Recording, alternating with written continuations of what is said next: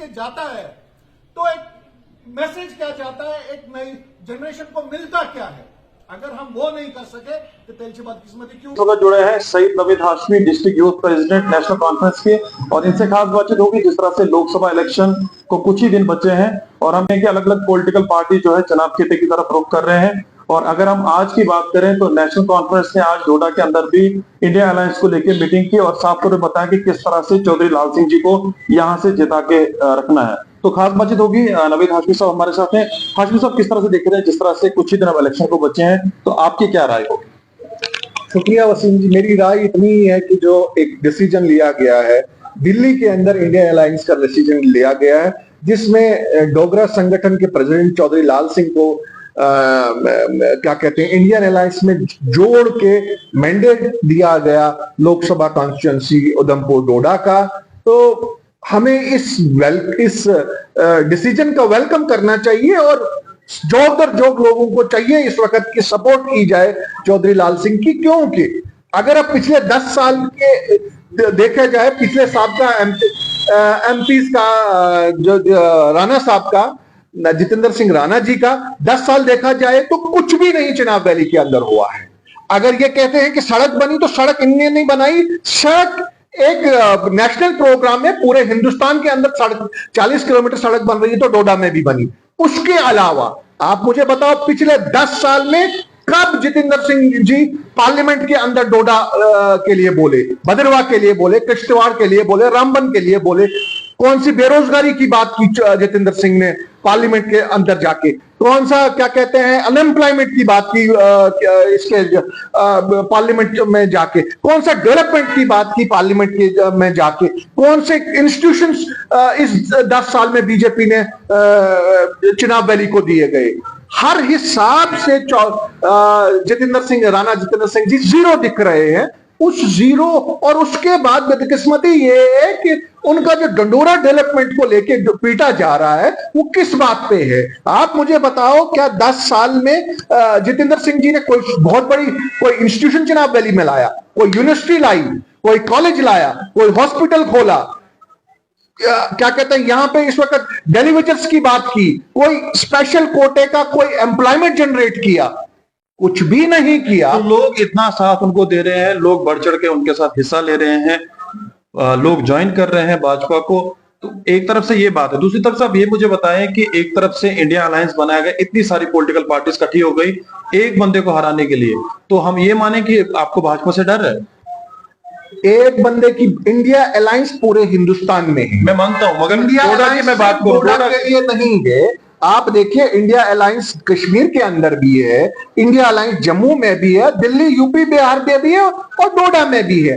अब फर्क ये है कि यहां पे ज्यादा फोकस इसलिए किया जा रहा है कि पहली बार चिनाब वैली से एक अदना सा डॉक्टर उठ के प्राइम मिनिस्टर ऑफ इंडिया के ऑफिस में जाके बैठता है। सिर्फ अगर ये इतना हाइप इसको मिल रहा है तो इसीलिए मिल रहा है कि पीएम हाउस में जो बंदा बैठा उसने 10 साल में अपने रीजन के लिए क्या किया, उसने 10 साल में अपने लोगों के लिए क्या किया, उसने 10 साल में कितनी बार पार्लियामेंट में अपने चिनाब वैली के लिए बोला, अपने लोगों के लिए बोला, उसने 10 साल में कितने स्कूल्स खोले, कॉलेजेस खोले, एम्प्लॉयमेंट जनरेट की। मसला वो है, जब आप वो ग्राफ देखते हो तो जीरो दिख रहा है। उस जीरो के बदले में अगर चंद लोग यहां पे नाच रहे हैं, झूम रहे हैं, तो मैं उनसे पूछना चाहता हूं, जो वो लोग झूम रहे हैं, आप मुझे बताओ 10 साल में हमारा जो सीएपीडी का राशन था वो तक हमसे छीना गया, हमारी जमीनें छीनी गई, हमारा स्टेटस छीना गया। क्या एक बार भी जितेंद्र सिंह जी पार्लियामेंट के अंदर बोले?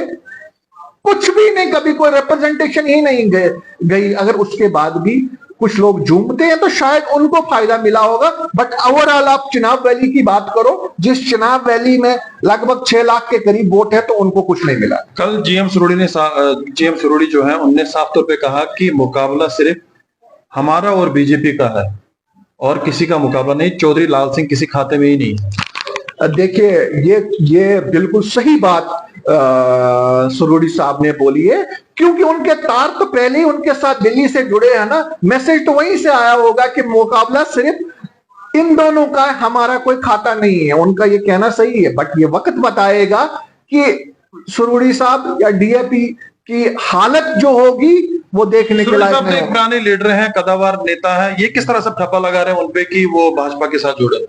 देखिए वो हर चीज में पहले ही अपनी वो घोषणाएं करते, इधर वो होगा, इधर ये होगा, क्योंकि शायद 19 को यहां होगा, 19 के बाद डिसाइड होगा कि गुलाम नबी आजाद साहब अनंतनाग कॉन्स्टिट्यूंसी से क्या करेंगी। ये शायद पहले ही मैच फिक्सिंग होती है इन लोगों की, तो उसी कॉन्टेस्ट में ये पहले ही चीजें बता देते हैं। जिस तरह से चौधरी लाल सिंह जो हमारा उधमपुर डोडा वाली सीट पे आप लड़ेंगे, अब कुछ ही दिन बचे हैं और आज आपने इंडिया अलायंस को लेके भी डोडा के अंदर एक बड़ी मीटिंग की है, उसमें आप भी हिस्सा थे, जिस तरह से खालिद मुजीब सोहरावर्दी साहब ने मीटिंग ली। थोड़ा सा बताएं, जब रसाना केस सामने निकल के आया था उसमें उमर अब्दुल्ला साहब, महबूबा मुफ्ती जी मैदान में उतरे थे, उन्होंने बताया था कि लाल सिंह को अरेस्ट कीजिएगा। आज आप उसी लाल सिंह को सपोर्ट कर रहे हैं। आपने सही बोला।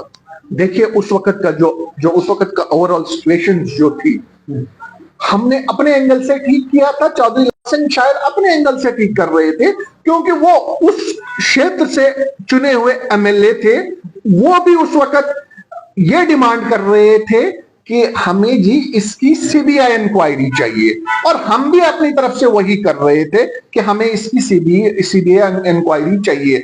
बट विद टाइम जब वक्त बदलता गया तो चौधरी लाल सिंह ने खुद भी बहुत सारी जगहों पे आके ये बोला कि ये साजिश मेरे खिलाफ थी, मुझे खराब करने के लिए ये बोला गया था। मैं उस वक्त भी सीबीआई की डिमांड कर रहा था, मैं आज की डेट में भी सीबीआई की डिमांड कर रहा हूं उस केस को लेके। एक पॉइंट। नंबर 2, जब आपने परसों शायद आपने देखा होगा जिस वक्त चौधरी लाल सिंह कुटवा से फॉर्म भरने जा रहे थे, तो एक नहीं सैकड़ों गुर्जर बरादरी के लोग वहां पे उस वक्त भी थे, मौजूद थे।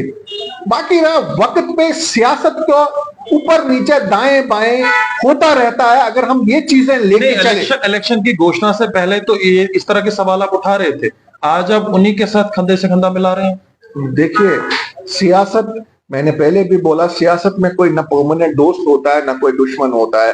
कल तक आप मुझे इसका क्लियर जवाब दीजिए, आप घुमा के जवाब दे रहे हैं। नहीं, मैं घुमा के नहीं। आप देखिए कि जो कांग्रेस कल तक, जो कांग्रेस में जो लोग थे उनको कैसे ब्लैकमेल करके बीजेपी में डाला गया और बीजेपी से के मैंडेट से उनको जिताया गया। आखिर में क्या बताना चाहोगे, कितना बड़ा मुकाबला होगा, क्योंकि बहुत सारे कदावर नेता जो है मैदान में उतरे हैं?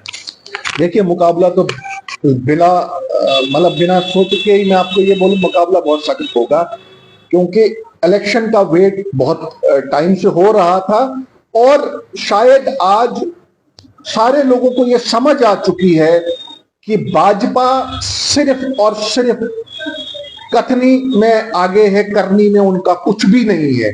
इसलिए आज लोगों ने डिसाइड कर लिया है कि हम इनको जवाब आज वोट के थ्रू देंगे कि कैसे इन्होंने इस 10 सालों में 14 के बाद का देखो या 370 जाने के बाद का देखो, सिर्फ वादे किए, लोगों को कुछ दिया नहीं है। मैं चिनाब वैली की बात करता हूं, चिनाब वैली में लोगों को समझ आ चुकी है कि लोग, चिनाब वैली के लोगों की जमीनें भी चली गई, चिनाब वैली के लोगों की नौकरियां भी चली गई, चिनाब वैली के लोगों का राशन भी चला गया, चिनाब वैली के लोगों का बिजनेस भी चला गया, चिनाब वैली लोगों की एजुकेशन जीरो हो गई, हर चीज जीरो हो गई। बट इन 10 सालों में इन सारी चीजों पे किसी ने बात नहीं की। कभी भी जितेंद्र सिंह जी पार्लियामेंट के अंदर नहीं बोले। मैं पूछना चाहूंगा, अगर कल को चौधरी लाल सिंह यहां से जीत के जाते हैं, क्या लगता है आपको कि वो कांग्रेस में ही टिके रहेंगे? क्योंकि उन्होंने कई सारी पॉलिटिकल पार्टीज को ज्वाइन किया, छोड़ा है, उसके बाद अपनी उन्होंने पार्टी बनाई, डोगरा स्वाभिमान संगठन। क्या लगता है वहीं पे टिके रहेंगे? देखिए उम्मीद कर सकते हैं, कबल वक्त कुछ कहना, किसी भी शख्स के बारे में गारंटी देना, मैं इस चीज के लिए यहाँ नहीं बैठा हूं। बट जहां तक चौधरी लाल सिंह को खुद पछाड़ा गया, इस सरकार ने पिछले दिनों देखा कि कैसे उसकी बीवी मिन्टे कर रही थी पुलिस से कि मुझे अपने खावन से मिलने दिया जाए। तो बहरहाल चौधरी लाल सिंह भी इंसान ही है। चौधरी लाल सिंह को खुद समझ आ चुकी है कि नहीं, अब वक्त आ चुका है, और वो खुद, मुझे पूरी उम्मीद है कि उस बंदे ने जब पहले भी मिनिस्ट्री की थी वो लोगों के लिए साबित हुआ था। मुझे खुद याद है, और मैं आपके चैनल की वसादत से ये कोट करना चाहता हूं कि इस स्टेट का पहला हेल्थ मिनिस्टर जिसने 12 से 15 हजार लाइसेंस गरीब बच्चों को दिए थे, जो इस वक्त लाखों रुपए कमा रहे हैं। हेल्थ महकमे को उन्होंने सुधारा था। तो वो सारी शायद वो सारी काबिलियत देख के ही इंडिया अलायंस हुआ कि इस बंदे में काम करने का दम है। बाकी काबिलियत, नुकुस, ये सब में है, शायद चौधरी लाल सिंह में भी हो सकते हैं इन्हों कुछ, मगर जहां तक लोगों की खिदमत करने का सवाल है तो वो उस बंदे ने हमेशा साबित किया। और शायद जो 10 साल से हमारे सर पे आदमी बैठा है, जो सिर्फ नाम का पॉलिटिशियन है, नाम का एमपी है, हमारे लोगों को जलील किया, शायद उसके लिए चौधरी लाल सिंह सबसे बेहतरीन तोड़ है। और मैं आपकी चैनल की वसादत से लोगों को बार बार अपील करता हूं कि घर से निकलो, बूढ़े बच्चे जवान, इस वक्त मौका है तुम लोगों को अपना फ्यूचर, अपनी नौकरी या अपनी मुस्तकबिल सुधारने का। बाकी बीजेपी की बातों में आके आप लोगों को कुछ नहीं मिलेगा। ना उन्होंने 10 साल कुछ जितेंद्र राणा ने चुनाव वैली को कुछ दिया, ना आगे आने वाले कल में ना बीजेपी देगी ना जितेंद्र राणा देगा।